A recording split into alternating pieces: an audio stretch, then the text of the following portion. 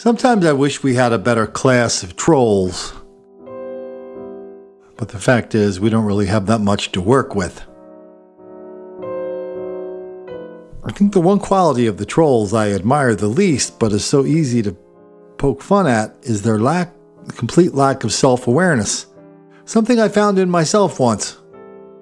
I was driving a motorcycle with a lovely young lady on the back. It was late at night. A cop stopped us. That wasn't on my agenda, getting stopped and taken to the police station for speeding at 1 in the morning. So I was kind of unhappy. So I was so unhappy, I thought, I'm going to take this to court, hoping the cop wouldn't show up, as if somehow I was the first one to ever think of that. I think I was 19. So anyway, we get to court, and I had my say, and I stood up and said, Your Honor, I wasn't speeding. I slowed down when I saw the cop.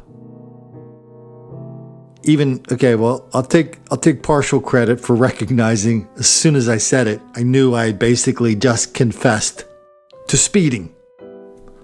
Well, we get that from the trolls here a lot too. I should have copied this, but I didn't. He took it down after I busted him for it. We had a troll that was up this week on Twitter saying, Colin, it's not happening.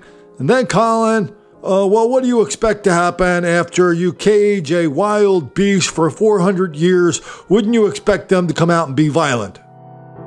So, you just kind of admitted to what you said wasn't happening. So whenever we see a troll like that, or anybody who's in denial about this, they always like to bring out some really obscure number, hold it in front of us and go, Colin, a number. See, everything you know is wrong. No, the numbers aren't going to shut us down. What's going to shut us down is the truth. And the quickest and easiest way to shut us down if we are not telling the truth is just show me where it's not out of proportion, wildly out of proportion. Show me white people doing it too in these two cases of black on senior and black on violence. We'll post the playlist here because we have so many examples. I thank the Lord every night that an angel would have been there that night. Kay Ross, a grandmother who just celebrated her 80th birthday, says every day she looks back on what happened to her in May. I don't know why anybody would want to hurt me. This is how she looked after prosecutors say 16-year-old Michael Williams, along with 3 other teens, broke into her Del City home, beat her, and stole her car. Now Williams, the eldest teen, will be tried as an adult for the 9 felony charges he's facing. Why did you have to beat me up? According to court documents, he planned the attack, even bragging online, I ain't going to lie, I think we killed her. Did they not see in their minds that this was the wrong thing to do? Ross says she is satisfied that Williams will be in the adult court system, but adds her sympathy. A little bit of sadness for this young man because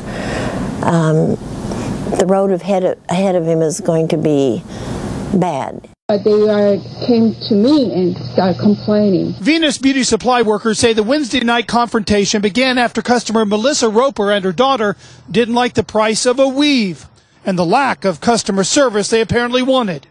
Roper threw the product at the employee, then the employee threw it right back. She's throwing at me. That's fine. I'm not going to come back here anymore. Then the clerk followed the mother-daughter duo, and that's when things really turned violent.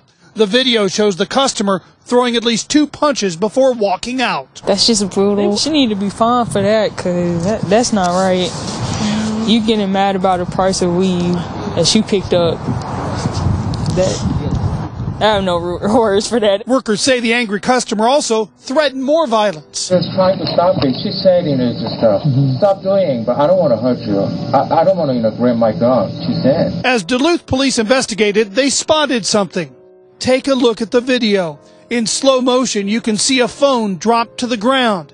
Police say it's Roper's, which they searched to identify her.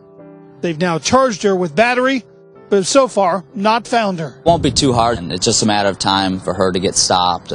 Okay, so this is for all the trolls out there. Get on your little listservs, get on your little emails, get on your little secret Facebook group pages. Rustle up all the white kids bragging about almost killing an old lady.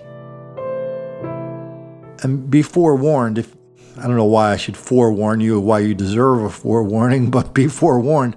Our Black on Senior violence list is enormously long. Ditto for Black on Asian. It's funny how when you go to these universities and they're always studying this, like the big thing now is the intersectionality of racism and sexism and gender studies, Colin. Why don't you understand that, Colin? Well, do you have anybody studying why Black on white old lady crime is such a thing that often includes sexual assault? Do you have somebody doing something on that? What about all this Black on Asian violence that we saw just now? The reporter, oh, good Lord, did you hear that reporter?